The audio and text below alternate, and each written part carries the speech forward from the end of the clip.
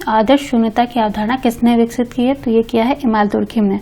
आदर्श शून्यता यानी एनोमी जो विचलन की अवधारणा है।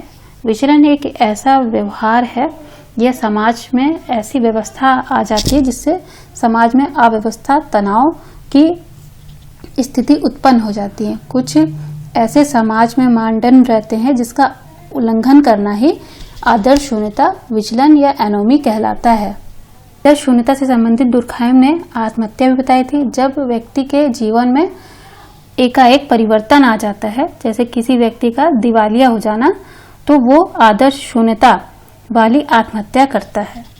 झूम खेती विशेषता सरल समाजों में पाई जाती है। झूम कृषि एक आदिम प्रकार की कृषि है जिसमें पहले वृक्षों को काट करके, वनस्पति को काट करके वहां की जमीन को साफ कर लिया जाता है। जब तक वहां की जमीन की उर्वरकता शक्ति मौजूद रहती है तब तक ये लोग वहां खेती करते हैं। जब उसकी उर्वरकता क्षमता खत्म होने लगती है तो ये जनजातियां वहां से कहीं और फिर से यही प्रक्रिया करके कृषि करती हैं। इसी को स्थानांतरित कृषि या झूम कृषि कहते हैं। ऐसी दुबे ने भी कमार जनजाति का अध्ययन किया था, वो भी स्थानांतरित कृषि या झूम खेती करती थी। तो और भी देशों में जो कि उष्णकटिबंधीय वन प्रदेशों में जो पाई जाती हैं जनजाति, जैसे श्रीलंका में चेना, हिंद एशिया में लादांग और रोडेशिया में मिलिया, इन लोग को कहते हैं। यह खेती मुख्यतः उष्णकटिबंधीय वन प्रदेशों में पाई जाती है। स्वतः स्फूर्ति की अवधारणा किसने दी थी? यह दी थी इमाल दुर्खिम ने। दुर्खिम ने सामाजिक तथ्यों की विशिष्टता के लिए सुई जेनेरी अर्थात स्वतः स्फूर्त शब्द का प्रयोग किया है। उनका अभिप्राय है कि सामाजिक तथ्य अपने नितांत स्वतंत्र स्वरूप में विद्यमान रहता है। यह सामाजिक तथ्य समाजशास्त्र के अध्ययन की विषय वस्तु है। सामाजिक तथ्य इन्होंने अपनी पुस्तक लिखी थी the rules of sociological method, उसी में इन्होंने सामाजिक तथ्य की बात कही थी। सामाजिक तथ्य की इन्होंने कुछ विशेषता भी बताई थी। पहला, वो बाह्यता, मतलब उसको मूर्त रूप से देख सकते हैं लेकिन उसके पैदा होने का कोई बिंदु नहीं होता है। दूसरा है बाध्यता, ये व्यक्ति को और समाज को बाध्य करता है कि वो कोई उसके अनुसार व्यवहार करे। फिर होता है स्वतंत्र, ये स्वतंत्र रहते हैं, इनके ऊपर कोई नियंत्रण नहीं करते, ये खुद ही नियंत्रण करते हैं सबके ऊपर। की विशेषता, इसमें सामान्यता की विशेषता होती है। किसी समाज में सामान्य रूप से कुछ सामाजिक तथ्य पाए जाते हैं। और सार्वभौमिकता, कुछ सामाजिक तथ्य जो कि सामान्य होते हैं वो सार्वभौमिक भी होते हैं। समाजशास्त्र में मध्यवर्ती सिद्धांत का विचार निम्नलिखित में से किसने दिया है? ये दिया है मार्टन ने। मार्टन ने वृहद स्तरीय सिद्धांत और लघु स्तरीय सिद्धांत के बीच की एक मध्य स्तरीय सिद्धांत बताया है। वृहद स्तरीय सिद्धांत क्या होते हैं? जिसमें पूरे एक समूहों का वर्णन मिलता है, समूह के लिए सिद्धांत बनता है। जैसे कि प्रकृति से रिलेटेड कुछ सिद्धांत, जैसे कि हंटिंगटन ने पूरी जलवायु को ही कहा कि वो जलवायु ये डिसाइड करती है कि व्यक्ति किस तरह का काम करता है, वहाँ की व्यवस्था, वहाँ का संगठन, संस्थाएं कैसी रहती होंगी। और टाइनबी ने काफी सारी सभ्यताओं का अध्ययन किया। उन्होंने चुनौती और प्रत्युत्तर का सिद्धांत दिया है। ये वृहद क्षेत्र में आते हैं। लघु क्षेत्र में कौन से आते हैं? लघु क्षेत्र व्यक्तिनिष्ठ अध्ययन होते हैं जो सूक्ष्म अध्ययन कहलाते हैं। जैसे कि गारफिंकल ने किया है, शुट्स ने किया है, गॉफमैन ने किया है और सदरलैंड ने भी किया है। आगे बढ़ते हैं। मार्टन ने अपने मध्य स्तरीय सिद्धांत में कुछ सिद्धांत बताए, जैसे कि संदर्भ समूह व्यवहार, आदर्श शून्यता और नौकरशाही। ये मध्य स्तरीय सिद्धांत में आएंगे। शिक्षक, पिता, भाई इत्यादि प्रतिनिधित्व करते हैं। ये करते हैं परिस्थिति समूह को। परिस्थिति समूह सबसे पहले मार्टन ने बताया था। परिस्थिति और भूमिका की अवधारणा लिंटन ने दी थी। मार्टन के अनुसार एक अकेले व्यक्ति द्वारा धारण की गई विभिन्न तथा विशिष्ट परिस्थितियों के संकुल को परिस्थिति पुंज कहते हैं।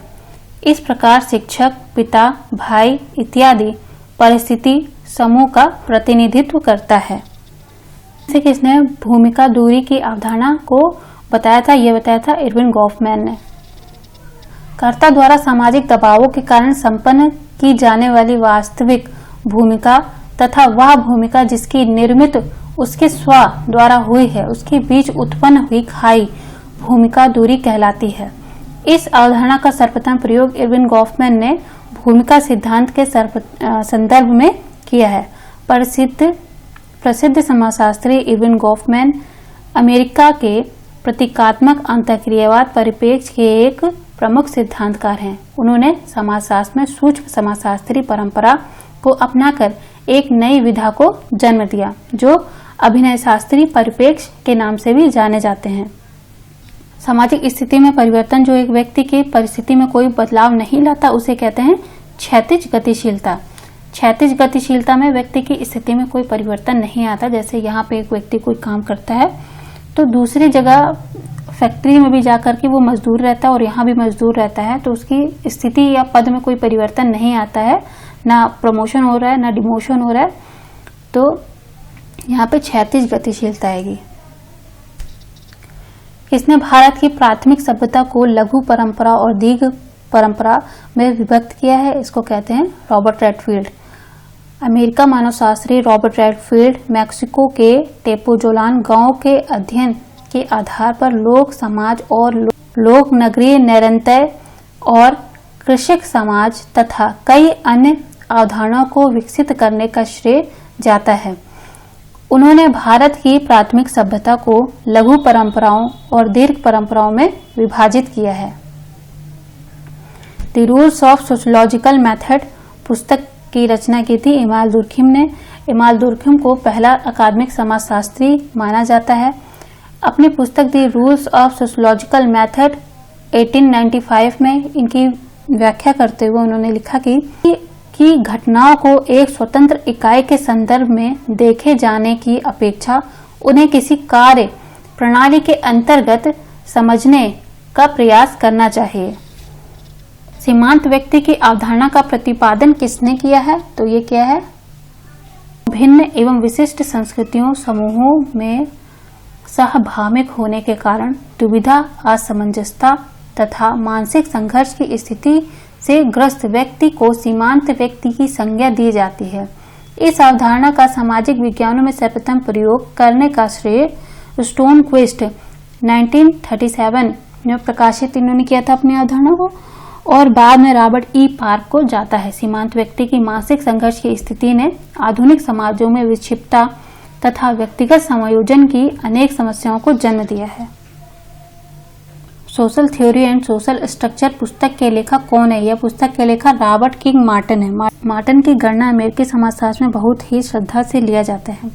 जब पार्सन्स ने 1949 में वृहद समाजशास्त्री सिद्धांत की पेशकश की, तभी 1959 में मार्टन ने मध्य स्तरीय सिद्धांत की बात उठाई। उन्होंने अपनी पुस्तक social theory and social structure 1949 में व्यवस्थित रूप से मध्य स्तरीय सिद्धांत की बात रखी है। इसी में उन्होंने संरचना प्रकारवाद के पैराडाइम को भी विकसित किया है। हिंदू उत्तराधिकारी नियम कब पारित हुआ है? यह हुआ है 1956 में। निम्नलिखित में से किसने कहा कि वर्ग जातियों के ढांचे में कार्य कर रहे हैं? ये क्या है? योगेंद्र सिंह ने। योगेंद्र सिंह जवाहरलाल विश्वविद्यालय नई दिल्ली के centre for the study of social system में समाजशास्त्र के एमरिच प्रोफेसर हैं।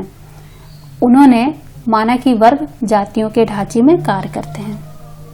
The आर्गोनॉट्स of the western Pacific पुस्तक के रचयिता मेलानोव्स्की है। यहीं पे इन्होंने सहभागी अवलोकन से कार्य किया था। मानव शास्त्र में प्रकारवाद सिद्धांत के लिए प्रमुख हस्ताक्षर पोलैंड निवासी ब्रोनिस्ला कैस्पर मेलानोव्स्की मूलतः भौतिक शास्त्र और गणित शास्त्र में दीक्षित थे। यह एक संयोग ही है कि जब एक बार उन्होंने अचानक फ्रेजर की पुस्तक पढ़ी तो वो मानव शास्त्र के प्रति आकर्षित हुए। फिर वह मानव शास्त्र के ही बन के रह गए। उनकी बहुचर्चित पुस्तक है द आर्गोनॉट्स ऑफ वेस्टर्न पैसिफिक। तो मेलानोव्स्की जो थे वो सबसे पहली बार उन्होंने ट्रोबियांडा द्वीप समूह का सहभागी अवलोकन किया था, वहां टेंट लगा करके। लिखित में से कौन सी औद्योगिक समाज की विशेषता नहीं है? यह है प्रत्यक्ष संबंध। प्रत्यक्ष संबंध औद्योगिक समाज की विशेषता नहीं है, क्योंकि प्रत्यक्ष संबंध का तात्पर्य आमने सामने के संदर्भ से प्रयुक्त होता है तथा ऐसे समाज की विशेषता आदिम समाज में परिलक्षित होती है।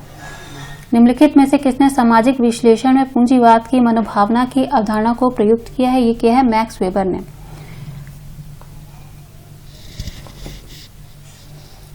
निम्नलिखित में से किसने आधुनिक समाज को क्रांति युक्त समाज माना है? ये कहा है गिडेंस ने। गिडेंस ने अपने नवनिर्मित संरचनाकरण के सिद्धांत के लिए जाने जाते हैं। यद्यपि जगरनॉट के रूप में आधुनिकता पर की गई टिप्पणी भी कम महत्वपूर्ण नहीं है। गिडेंस ने आधुनिक समाज को कांतिपूर्ण समाज माना है। उन्होंने स्वीकार किया कि आधुनिकता ने कई भौतिक समस्याएं के अतिरिक्त मानसिक एवं सामाजिक संबंधों की समस्या पैदा कर दी है। आधुनिक समाज की इन कमजोरियों के कारण उन्होंने एक स्थान पर इसे बेलगाम समाज भी कहा है। निम्नलिखित में से कौन विवाह के निषेध से संबंध नहीं है? इसका उत्तर है बहुविवाह। Social background of Indian nationalism नामक पुस्तक के लेखक कौन है? इस पुस्तक के लेखक A.R. देसाई हैं। यह पुस्तक न केवल अपने मार्क्सवादी शैक्षिक परिप्रेक्ष्य के कारण एक नवीन प्रवृत्ति स्थापित करने वाला एक गौरव ग्रंथ रहा है, अपितु इसे भारत में समाजशास्त्र का इतिहास के साथ समागम करने वाली एक उत्कृष्ट प्रथम कृति कहा जा सकता है। देसाई जी ने इस पुस्तक में भारतीय समाज के अध्ययन में मार्क्सवादी सिद्धांत, ऐतिहासिक भौतिकवाद और पद्धति जो है वो द्वंद्वात्मक का प्रयोग किया है। निम्नलिखित में से किसने व्यवस्थापन को विरोधी सहयोग कहा है? ये कहा है समनर ने। एक प्रारंभिक अमेरिकी समाजशास्त्री तथा अर्थशास्त्री विलियम ग्राम समनर का नाम प्रमुख रूप से जनरीतियों के अध्ययन के साथ जुड़ा है। येल विश्वविद्यालय में समाजशास्त्र विभाग की स्थापना का श्रेय समनर को ही जाता है। ऐसा माना जाता है कि समनर ही प्रथम व्यक्ति थे जिन्होंने अमेरिका में समाजशास्त्र के अध्यापन की शुरुआत की। उन्होंने व्यवस्थापन को विरोधी सहयोग कहा है। कौन क्वेश्चन है किसने सहयोग को प्राथमिक, द्वितीयक और तृतीयक सहयोग कहा है? यह कहा है ग्रीन ने। संस्था के उद्विकास में निम्नलिखित में से कौन अंतर्वृष्ट नहीं है? यह व्यक्तित्व। संस्था शब्द का प्रयोग कई रूप में किया जाता है तथा संगठन के रूप में, व्यवहार प्रतिमानों के रूप में तथा कार्यविधि या नियमानुसारों की एक व्यवस्था के रूप में संस्था को बताया गया है। इसीलिए इसमें व्यक्तित्व की कोई जगह नहीं है। व्यक्तित्व की जगह संस्कारों में होती है, क्योंकि संस्कारों का मतलब व्यक्ति को शुद्ध करना होता है। आधुनिक प्रत्यक्षवादी अपराध शास्त्र का प्रवर्तक किसे माना जाता है? ये कहा जाता है सीजर लामरासो को। सीजर लामरासो इटली की सेना में एक चिकित्सक थे। अपने चिकित्सीय व्यवसाय के दौरान ही उन्होंने यह अनुभव किया कि जैविकी एवं आनुवंशिक गुणों की अपराध में विशिष्ट भूमिका होती है, और इसी के आधार पर उन्होंने अपराधी प्रकार के सिद्धांत को प्रणीत किया, जो जन्मजात अपराधी के सिद्धांत के नाम से भी जाना जाता है। इसलिए उनको आधुनिक प्रत्यक्षवादी अपराध शास्त्र का प्रवर्तक माना जाता है। निम्नलिखित में से किसने न्यायशीलता परिवार की चर्चा की है? यह कहा है कार्ल जिमरमैन ने। कार्ल जिमरमैन ने एक ऐसे परिवार को धरोधारी परिवार कहा जिसमें परिवार के कल्याण की बल वेदी पर व्यक्तिगत स्वार्थों एवं हितों को न्यौछावर कर दिया जाता है।